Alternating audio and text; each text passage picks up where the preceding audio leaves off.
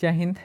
आज हम लोग एसएससी जीडी का सेट नंबर 8 को यहाँ पे डिस्कस करने वाले हैं। टोटल जो एग्जाम हुआ था आपका 76 सेट में एग्जाम स्टार्ट हुआ है और यहाँ पे हम लोग 8वें नंबर को डिस्कस करने वाले हैं। तो चलिए स्टार्ट करते हैं। आगे बढ़ने से बता दें कि टेलीग्राम चैनल का लिंक जो है डिस्क्रिप्शन में दिया गया है, वहाँ पे इन पीडीएफ को डाउनलोड कर सकते हैं। टेलीग्राम चैनल का नाम है टारगेट एसएससी बाय मानिक नायक, ठीक है।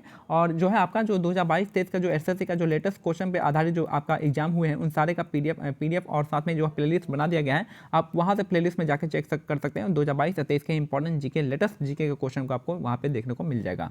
पहला क्वेश्चन है, भारत में हरित क्रांति का पहला चरण 1960 के दशक में के मध्य से 1970 के दशक के मध्य तक चला था। तो कह रहा है भारत में जो हरित क्रांति का पहला चरण था 1960 के दशक के मध्य से 1970 के दशक के मध्य तक चला था, यानी 1960 से 1970 के बीच में चला था। और दूसरा चला था 1980 से, ठीक है। यहाँ पे राष्ट्रीय पेंशन प्रणाली एनपीएस कह रहा है एक स्वैच्छिक परिभाषित योगदान सेवानिवृत्ति बचत योजना है जो ग्राहकों को सुव्यवस्थित बचत से अपने भविष्य के बारे में इष्टतम निर्णय लेने में सक्षम बनाता है। तो क्या हो जाएगा, राष्ट्रीय पेंशन प्रणाली जो है आपका एक स्वैच्छिक परिभाषित योगदान सेवानिवृत्ति बचत योजना है जो ग्राहकों को सुव्यवस्थित बचत से अपने भविष्य के बारे में इष्टतम निर्णय लेने में सक्षम बनाता है। तो कौन सा, नेशनल पेंशन सिस्टम इसका करेक्ट आंसर हो जाएगा, एनपीएस। नेक्स्ट है, भारत में दशकीय जनगणना कराने की जिम्मेदारी किस मंत्रालय की होती है? तो ये हो जाएगा गृह मंत्रालय, इसका करेक्ट आंसर हो जाएगा। तो भारत में जो दशकीय जनगणना कराने की जिम्मेदारी होती है आपका गृह मंत्रालय के अंदर आता है। पहली बार जनगणना 1872 में मेयो के टाइम में हुआ था, उसके बाद जो है हर 10 साल पर होने लगा था। आपका रिपन का टाइम से 1881 से पूर्ण जनगणना होने लगी थी। और जनगणना कौन से मंत्रालय का है? तो गृह मंत्रालय का पार्ट है। नेक्स्ट है, 1 मई 2022 से नीति आयोग के नए उपाध्यक्ष के रूप में किसे पदभार संभाला है? तो ये है आपके सुमन बेरी, इसका करेक्ट आंसर हो जाएगा। तो ये देखिए आपका जो उपाध्यक्ष है, यानी जो राजीव कुमार की जगह पे आए हैं उपाध्यक्ष है, यानी क्या सकते हैं आपका वाइस चेयरमैन जो आपका कौन बने हैं? सुमन बेरी बने हैं। और यहाँ पे जो बात करते हैं आपका सीईओ है आपका परमेश्वर अय्यर हो जाएंगे।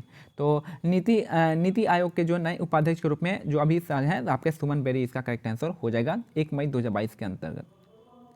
नेक्स्ट है, 2019 में भारत जो है 111 मिलियन टन इस्पात का विनिर्माण कर संसार में कच्चा इस्पात उत्पादकों में दूसरे स्थान पर था। 111 इसका करेक्ट आंसर हो जाएगा। तो 2019 में भारत जो है 111 मिलियन टन इस्पात का विनिर्माण कर संसार में कच्चा इस्पात उत्पादनों में दूसरे स्थान पर था। यानी आपको जो स्टील के मामले में भारत जो था कितने नंबर पे था? 2nd पोजीशन पे था।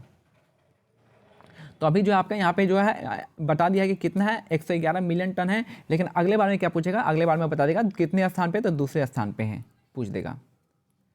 नेक्स्ट है, एशियाई खेल 2018 का आयोजन जो है निम्नलिखित में से किस देश में किया गया था? तो इंडोनेशिया में किया गया था।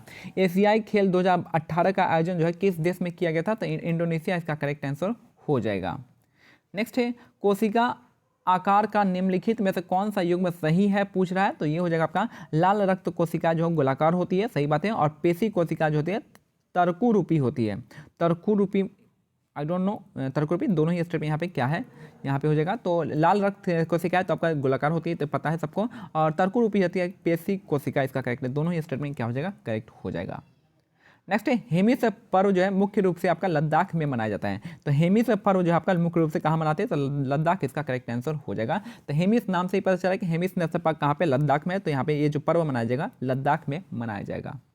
नेक्स्ट है, क्वेश्चन नंबर 9 का रहा है, पुरुषों की श्रेणी में फेंके जाने वाले डिस्कस में प्रयुक्त डिस्कस का व्यास और वजन कितना होता है? तो आपका वजन में 2 kg और व्यास जो होता है 22 सेंटीमीटर होता है। Same to same question repeat हुआ था आपका यहाँ पे एसएससी आपका आई थिंक सीएचएसएल में रिपीट हुआ था ये वाला क्वेश्चन। सीएचएसएल और सीजीएल दोनों में आया था कि पुरुषों की श्रेणी में फेंके जाने वाले डिस्कस प्रयुक्त डिस्कस में व्यास जो है और वजन कितना होता है? तो व्यास आपका 2 kg और वजन जो होता है आपका व्यास 22 सेंटीमीटर और वजन आपका 2 kg होता है, ठीक है। तो और ये सेम टू सेम क्वेश्चन आया था आपका, ये महिला कैटेगरी में पूछा था सीजीएल में, और आपका मेंस के लिए पूछा था आपका सीएचएसएल में। नेक्स्ट है, निम्नलिखित में से कौन से तत्व की परमाणु संख्या 33 होती है? तो आप आर्सेनिक, इसका करेक्ट आंसर हो जाएगा। आर्सेनिक की संख्या जो है 33 होती है। तो निम्नलिखित में से कौन से तत्व की परमाणु संख्या 33 है? तो आपका आर्सेनिक, इसका करेक्ट आंसर हो जाएगा। नेक्स्ट है, ऊपर से मृदा की तीसरी परत की पहचान करना है। तो ये हो जाएगा आपका मृदा की जो पहले से तीसरी लेयर है आपके कौन सी होती है? तो पहला जो होता है ओलिया सबका ए ओरिजिन पे होता है, और इसको अर्ध स्तरीय अपेक्षित या आधारित चट्टानें, इसका करेक्ट आंसर हो जाएगा। ठीक है। तो मृदा के ऊपर की तीसरी परत की पहचान करना है तो अर्ध स्तरीय अपक्षयित आधारी चट्टानें इसको कह सकते हैं। नेक्स्ट है क्वेश्चन नंबर 12। नेक्स्ट है निम्नलिखित में से कौन सा कर्तव्य भारतीय संविधान में 42वें संविधान संशोधन द्वारा नहीं जोड़ा गया था। तो बता दें कि आपका 42वें संविधान संशोधन में आपका जो है 42वें संविधान संशोधन से 10 कर्तव्यों को जोड़ा गया था 1976 में, और एक जो कर्तव्य जोड़ा गया था आपका 86वें संविधान संशोधन से जोड़ा गया था, जिसको आपको यहाँ पे जो 86वां पूछा यही बता रहा है, पूछ रहा है। तो ये हो जाएगा आपका 6 से 14 वर्ष की आयु के बीच के बच्चे या प्रतिपाल्य को शिक्षा के अवसर प्रदान करना से संबंधित है। ठीक है, ये जो जोड़ा गया था आपका 86वें संविधान संशोधन से जोड़ा गया था, बाकी जो ऊपर के 3 है वो आपका 42वें संविधान संशोधन से जोड़ा गया था। नेक्स्ट है क्वेश्चन नंबर 13 है, और ये जो है कब जोड़ा गया था, तो ये आपका 86वां संविधान संशोधन 2002 का हो जाएगा, और बाकी 42वां संशोधन 1976 का हो जाएगा। तो ये सभी इंपॉर्टेंट कुछ फैक्ट है जो कि आपको देखना चाहिए। नेक्स्ट है सितंबर 2022 में भारतीय रिजर्व बैंक द्वारा यस बैंक के गैर कार्यकारी अंशकालिक अध्यक्ष के रूप में किसे मंजूरी दी गई है, तो आपका रामा सुब्रमण्यम गांधी इसका करेक्ट आंसर हो जाएगा। तो सितंबर 2022 में भारतीय रिजर्व बैंक द्वारा यस बैंक के गैर कार्यकारी अंशकालिक अध्यक्ष के रूप में किसे मंजूरी दी गई है, तो रामा सुब्रमण्यम गांधी इसका करेक्ट आंसर हो जाएगा। नेक्स्ट है 1971 में भारत पाक युद्ध के समय कौन सी पंचवर्षीय योजना भारत में चल रही थी, तो आपका चौथी पंचवर्षीय योजना चल रही थी। तो 1971 में जो भारत पाक युद्ध जो हुआ था आपका कौन सी पंचवर्षीय 5 ईयर प्लान चल रहा था, आपका चौथा 5 ईयर प्लान चल रहा था। नेक्स्ट है गोंफ नृत्य किस राज्य का प्रसिद्ध लोक नृत्य है, तो गोवा का जो प्रसिद्ध लोक नृत्य है गोंफ इसका करेक्ट आंसर है, नाम से ही पता चल जा रहा है। तो गोंफ कहाँ का हो सकता है, तो गोंफ जो है आपका गोवा का हो सकता है। साथ में गोवा के और कौन सा फेस्टिवल हो जाएगा, तो एक तो हो जाएगा सिग्मो फेस्टिवल हो जाएगा, दूसरा आपका मांडा फेस्टिवल हो जाएगा, तो मांडू हो जाएगा आपका गोवा का हो जाएगा, सिग्मो फेस्टिवल हो जाएगा, और फुगड़ी आपका ये भी आपका गोवा का ही फेस्टिवल है, और लुसोफोन भी आपका गोवा का ही संबंधित है, लुसोफोन फेस्टिवल। नेक्स्ट है भारतीय रिजर्व बैंक के पास भारत में बैंक नोट जारी करने का एकमात्र अधिकार है। तो सिंपल सा है कि एकमात्र अधिकार किसके पास है, भारतीय रिजर्व बैंक के पास है। तो भारतीय रिजर्व बैंक पर आरबीआई के पास जो है आपके भारत में बैंक नोट जारी करने का एकमात्र अधिकार आरबीआई के पास है, भारतीय रिजर्व बैंक के पास है। नेक्स्ट है अपर्णा सतीशन को किस नृत्य शैली में उत्कृष्ट प्रदर्शन के लिए प्रतिष्ठित भारत शास्त्र नृत्य प्रवीण राष्ट्रीय पुरस्कार से सम्मानित किया गया है। तो अपर्णा मैंने बहुत बार बताया कि अपर्णा सतीशन का जो संबंध है आपका कुचिपुड़ी डांस से संबंधित है। तो मैंने बहुत सारे नाम को आपको याद करवाते हैं हमेशा। तो अपर्णा सतीशन का जो संबंध है आपका किस नृत्य शैली में उत्कृष्ट योगदान के लिए भारत शास्त्र नृत्य प्रवीण राष्ट्रीय पुरस्कार से सम्मानित हुआ है, तो आपका कुचिपुड़ी डांस के लिए फेमस है। अगर हम कुचिपुड़ी का 2 और डांस का बात करें तब एक है पद्मजा रेड्डी का भी नाम इनका याद रखिएगा, और बाकी दूसरा नाम मेरे को याद नहीं आ रहा है। ठीक है, भारतनाट्यम में भी बहुत सारे नाम है। तो आपका कौन से आपका यामिनी कृष्णमूर्ति हो गया, रुक्मणी देवी अरुंडेल हो गया, साथ में तीसरा जो नाम है आपका यामिनी कृष्णमूर्ति का संबंध है, और चौथा नाम भारतनाट्यम के लिए कौन हो जाएंगे यहाँ पे तंजौर बाला सरस्वती हो जाएंगे, पद्मा सुब्रमण्यम हो जाएंगे भारतनाट्यम से, या एक्टर में आएंगे तो आपका वैजंती माला, हेमा मालिनी, ये सब आपका भारतनाट्यम से ही जुड़े हुए हैं। ठीक है, तो लावणी के लिए लावणी कहाँ का है आपका महाराष्ट्र का हो जाएगा डांस।